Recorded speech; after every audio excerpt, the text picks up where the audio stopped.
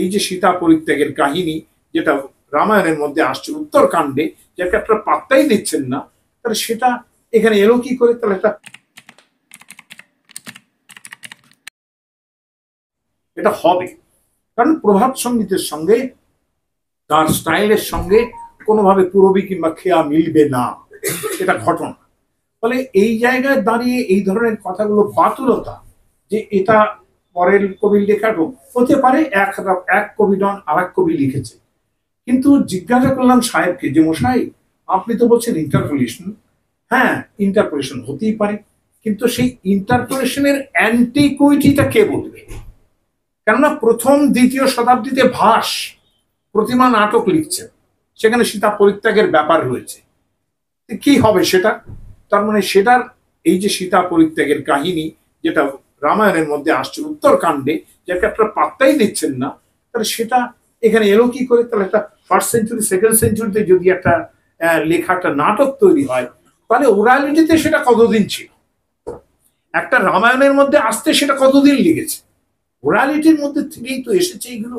তাহলে ওরালিটির থেকে এই জায়গায় আসতে, যেদিন বাল্মীকি বললেন যে এই ওরালিটির মধ্যে থেকে এসে হঠাৎ করে মা নিষাদ বলার পর তার মনে হলো যে কিমিতং ব্যাহৃতং মায়া, এ আমি কি বলে ফেললাম, আমার কথাগুলো শ্লোক হয়ে গেছে, এত সুন্দর শ্লোক হয়ে গেছে।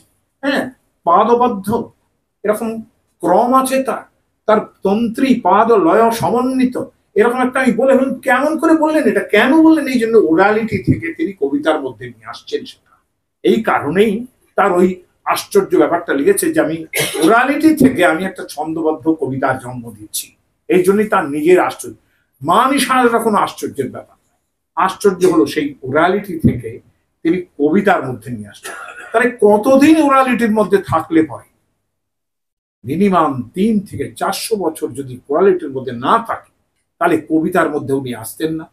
এবং ভাস যেহেতু এই নাটক লিখে ফেলেছেন ফার্স্ট সেঞ্চুরি সেকেন্ড সেঞ্চুরিতে অবধারিত ভাবে, তার আগে এটা ঢুকেছে রামায়ণের মধ্যে। তাহলে এই অ্যান্টিকুইটি যখন আপনারা বিচার করতে পারেন না, তাহলে এটা করবেন না। দ্বিতীয় কথা হলো যে আমরা স্পিউরিয়াস কিংবা ইন্টারপ্রিটেশন মেনে নেওয়ার একটা বড় সুবিধে হচ্ছে এই যে সোসাইটিতে মূল রামায়ণ উনি কোট করলেন। আমি অবশ্য ওটা ভালোবাসি না, এই কোটটা করে কোনটা মূল, এটা এই যে আপনি একটু কোট করে দেখালেন যে কোনটাকে মূল বলবো, তার মধ্যে আপনার সন্দেহ আছে, সেটা আমার সন্দেহ নেই। যাই হোক, এখন এই যে মূল রামায়ণ তার সঙ্গে স্পিউরিয়াস পোর্শন জুড়ছে, এই জায়গাটাকে যদি স্পিউরিয়াসটা না ধরি, তাহলে সামাজিক যে ডেভেলপমেন্টটা হয়েছে, অর্থাৎ রামচন্দ্র যে ব্রাহ্মণদের পাল্লায় পড়লেন, সেখানে সম্ভববোধের মতো একটা, তাকে চিন্তাই করা যায় না রামচন্দ্র এটা করতে পারেন। যিনি গুহক চণ্ডালকে নিজের মিত্র হিসাবে ভাবেন, তিনি হঠাৎ ঋষিমুনিরা এসে বললেন একজনের বাচ্চা মারা গেছে, অতএব তার জন্য এই সম্মুখ লোকটা দায়ী, এবং সে উল্টো দিকে ফিরে তপস্যা করছে ব্রাহ্মণদের মতো, এই জন্যই মারা গেছে। এই যে ব্রাহ্মণ্য, এটা কিন্তু আমরা যে লেটার ডেভেলপমেন্ট, এই ব্রাহ্মণ্য যে একটা লেটার ডেভেলপমেন্ট, এটা স্পিউরিয়াস পোর্শনটা যদি আমরা না ধরি, তাহলে এটা আমরা বুঝতে পারতাম না।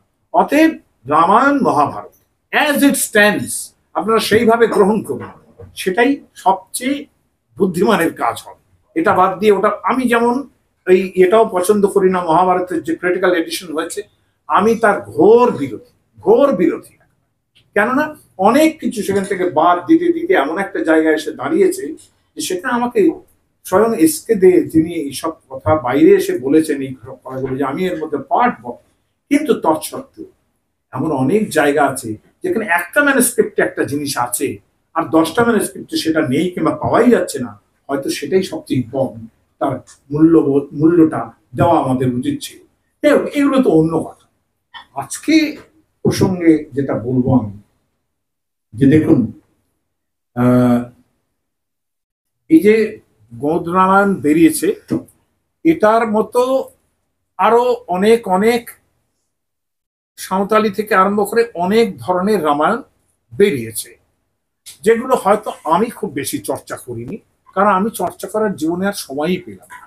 আমি যে জায়গায় কাজ করি সেই করতে করতেই আমার এমন অবস্থা হয়েছে যে আমার জীবনে আর কোনো সময় নেই, সামনে যে দিন কটা বাঁচবো তা তো এত কাজ বসে আছে তার জন্য, যে একটা মহাভারত অনুবাদ করার কাজে হাত দিয়েছি। কেননা আমি দেখেছি যে ট্রান্সলেশনের ক্ষেত্রে অনেক জায়গায় এমন ধরনের গন্ডগোল হয়ে আছে। মহামহাপুরুষ তারা তারা করেছেন, তারা পায়োনিয়ার, তাদের দোষ দিচ্ছি না, কিন্তু সময়টা এখন আমাদের যে সময় এসেছে একটু চলিত ভাষায় সেইভাবে করার দরকার ছিল। যাই হোক,